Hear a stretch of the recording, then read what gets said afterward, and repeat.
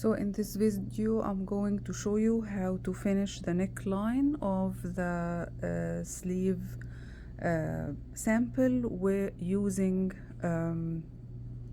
bias tape.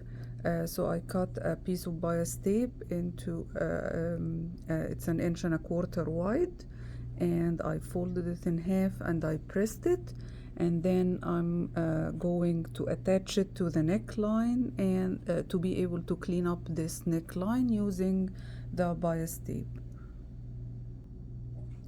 So I folded again the bias tape in half, and I am aligning edge to edge, and I'll leave a little bit out, like 1/4 inch or so, and then I will proceed to pinning the folded piece of bias tape to the right side of the neckline.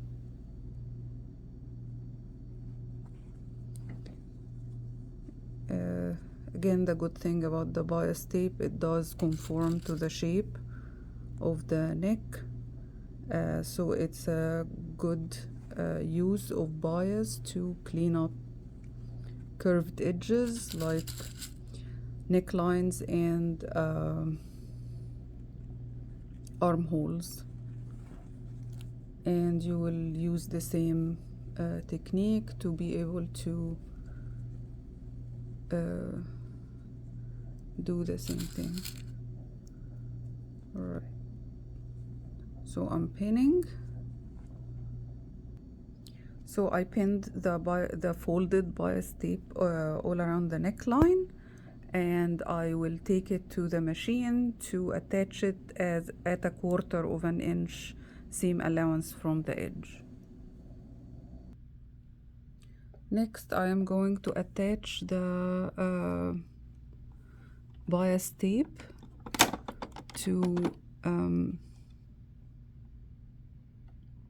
the neckline, and I will be at 1/4 inch away from the edge of both of the bias tape and the neckline.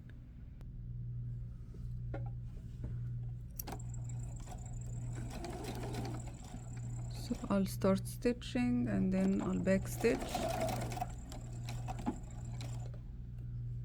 and then I will remove my pins as I go, aligning the folded bias tape, the raw edge of the folded bias tape with the raw edge of the garment neckline. When I come to the shoulder,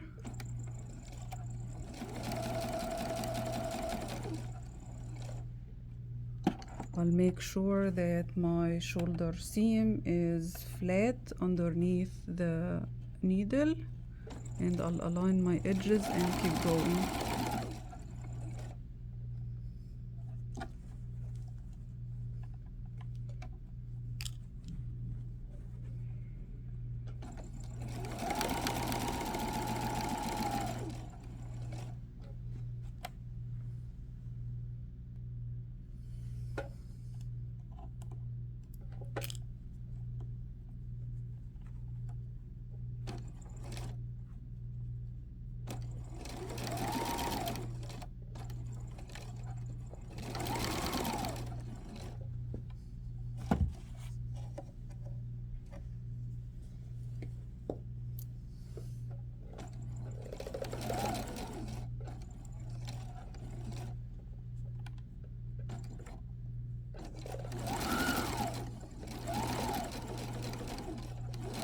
Once I get to the end, I will backstitch again.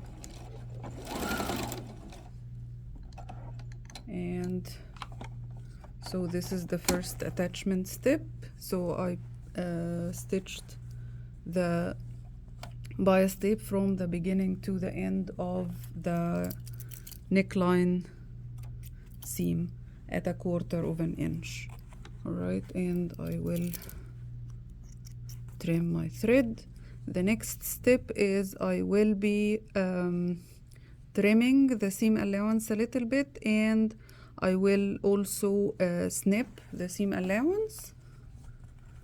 So I need to snip the seam allowance, and that will allow for a better folding So I will snip every quarter of an inch or so, or half an inch. Okay, and also I will trim the seam allowance to about 1/8 of an inch or so. So I will shave about 1/8 of an inch from the seam allowance, and I will also snip the seam allowance every half an inch or so.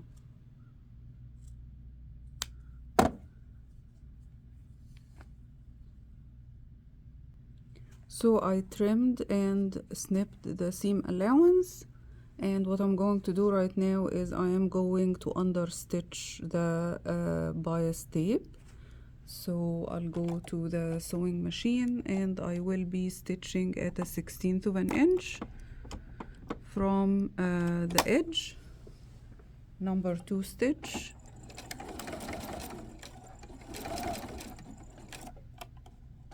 So I pulled all the seam allowance under the bias tape, and I am stitching right at a 1/16 from the edge. So again, I am understitching the tape, which is stitching the seam allowance to the tape. So I pulled the seam allowance of both the tape and the neckline towards the tape, and I am stitching it from the right side of the garment at a 1/16 of an inch away on the bias tape from the attachment seam. Once I get to the end, I will backstitch.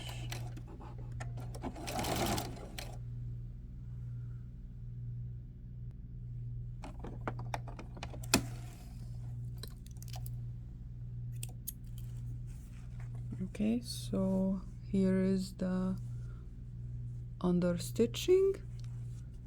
Alright, and again it is on stitching the seam allowance to the bias tape. Alright, and that will help me fold the bias tape to the inside of the garment, and once I do that I can either hand stitch the lower edge, or I can also do a machine stitching to fix it in place. So I will start by folding this part in and then fold it back. Okay, so in this case the bias tape is not going to show at all from the right side of the garment, and then I'll take it to the machine. Right, and I wanna stitch it at about 1/4 of an inch away from the edge, and I can feel the folded edge of the bias tape, and I'm aligning it with the inside of the toe or the machine foot, and then I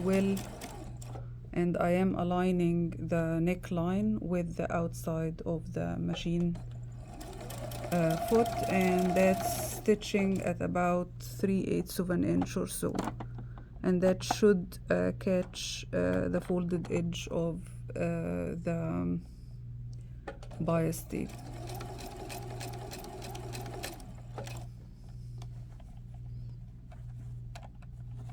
So on the Juki you can do it at 1/4, and it should actually catch very nicely.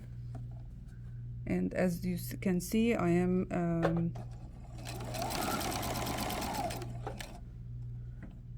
flattening the fabric, making sure that I don't have any puckers.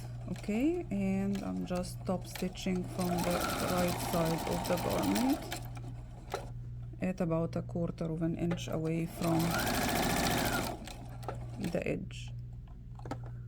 You can see the finished part already. and it's catching the lower edge of the bias tape.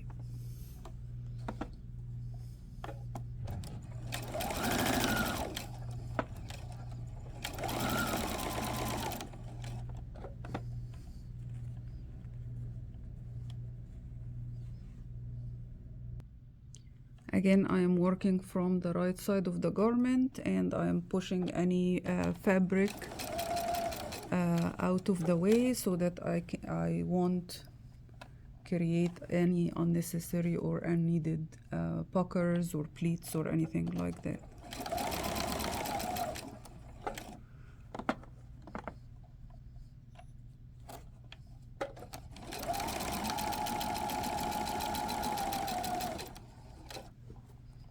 Once I come close to the end, what I'm going to do is I'm going to fold this end in, all right, and then I'll finish my stitching.